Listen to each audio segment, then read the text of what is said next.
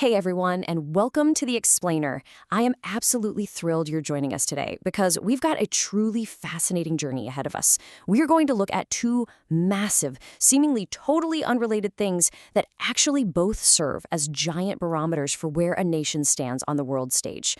We're going to start with the raw, chaotic, very human events of America's 250th birthday weekend, and then transition over to the highly structured, rigorous methodology behind the newly released 2026-2027 Global University Rankings. Let's get right into it. Okay, let's dive into this. Picture the 4th of July weekend, 2026. The United States is celebrating its semi-quincentennial. That's its 250th birthday. Obviously a massive milestone. But nature decided to throw an unbelievable curveball. I mean, what does a historic national celebration actually look like when it collides head-on with a dangerous, record-shattering heat wave and severe thunderstorms? Well, it was chaotic, it was extreme, and it forced some incredible on-the-fly adaptations right across the country. So here is our roadmap for today. We'll start with America's 250th birthday weekend, followed by weathering the extreme elements. Then, we'll shift gears to ranking the world's universities, look inside the ranking methodology, and finally, reveal the top global performers. Section 1. America's 250th birthday weekend, July 4th, 2026. The chronological buildup to this 250th was nothing short of monumental. On July 1st, things kicked off with solemn commemorations, the honor guard at Arlington National Cemetery, VIP speeches across the nation. By July 2nd, the celebrations were getting, well, pretty creative. 250 people in Philadelphia literally formed a human Liberty Bell.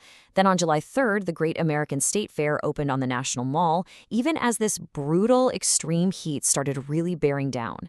And finally, on July 4th itself, the country saw this wild mix of parades, protests, and what was billed as a record-breaking fireworks show on the National Mall. It was just a vast, nationwide tapestry of events. Section 2. Weathering the extreme elements. Overcoming the heat.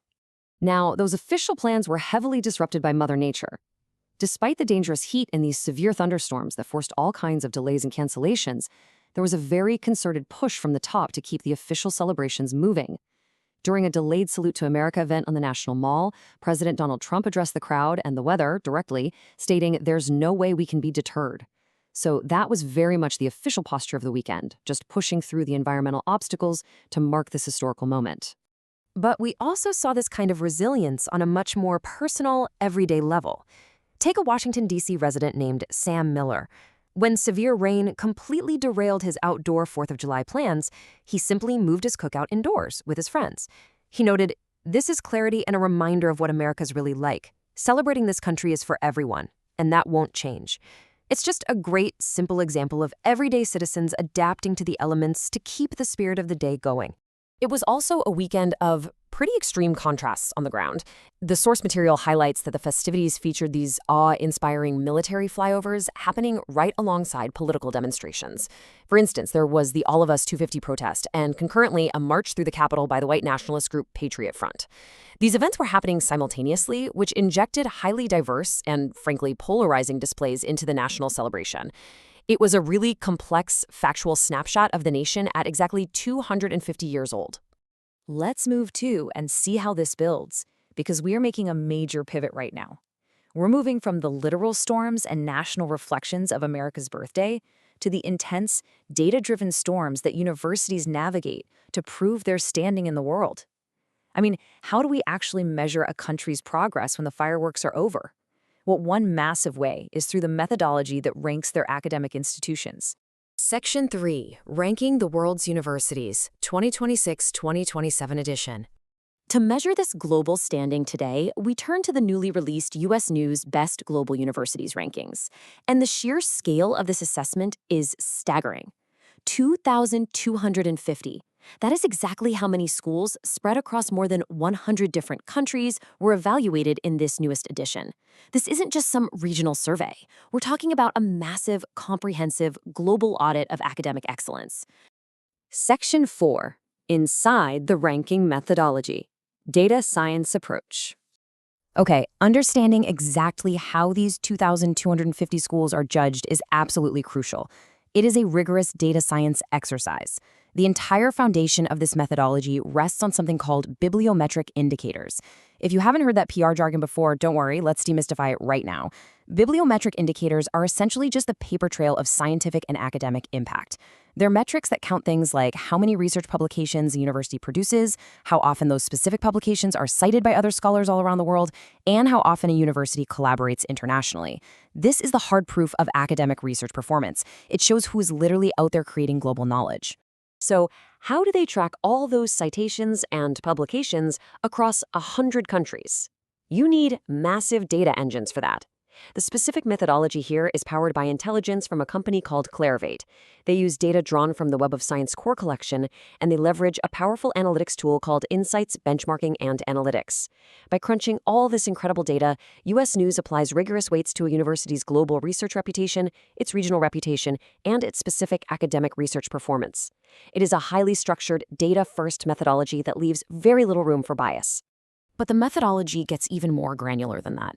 Beyond just handing a university an overall score, it breaks down performance across 51 specific subject rankings. Each subject has its own unique weighting based on what matters most in that particular field. And what's super interesting is that this year, they actually expanded the methodology in 4 critical areas: water resources, chemical engineering, energy and fuels, and clinical medicine. So they're constantly adapting the criteria to track the fields that are actively shaping our future. Section 5. The top global performers. Best universities. Looking at the top performers, there is a heavy concentration of traditional powerhouses at the very top. Harvard, MIT, and Stanford take the top 3 spots for the US, followed closely by Oxford and Cambridge in the UK. Now, what's really interesting about this slide is number 6, China's Tsinghua University. According to this strict methodology, they have broken firmly into the absolute top tier of global knowledge creation, sitting right alongside schools that have dominated these lists for decades. And this brilliantly illustrates an even larger, frankly surprising trend revealed by the methodology. When you zoom out from the top 10 and look at the total number of ranked schools by country, the data tells a striking story. China has a massive 409 schools that met the rigorous criteria to be ranked globally. The United States follows with 275, and India is third with 123. The volume of research and academic development coming out of China right now is vastly outpacing the rest of the world in terms of sheer numbers. But of course, excellence is happening everywhere. This methodology allows us to identify the leaders in every single region. The University of Cape Town leads Africa, Tsinghua University leads Asia, the University of Melbourne leads Australia and New Zealand, and the Universidad de São Paulo is the top-ranked institution down in Latin America. It truly is a balanced, global map of scholarly impact. So what does this all mean? Why does all this incredibly complex data gathering actually matter? Well, Lamont Jones, the managing editor for education at U.S. News, sums it up perfectly. He states that the methodology focuses on a school's research mission and scholarly impact, helping students identify institutions that are truly at the forefront of global knowledge creation. For a focused learner or a prospective student out there, this methodology cuts right through the flashy marketing and shows you exactly where the most impactful work in the world is actually being done. Which brings us to our final thought. We started today looking at a nation reflecting on 250 years of history amid some very extreme physical storms. We ended by looking at the rigorous, unfeeling data that determines global academic leadership. So I want to leave you with this question. How do historical milestones and modern academic data both shape a country's future global standing? Does our history anchor us, or does our data-driven research propel us? It's definitely something to think about. Thank you so much for joining me on this explainer. Keep learning, keep questioning, and I'll catch you next time.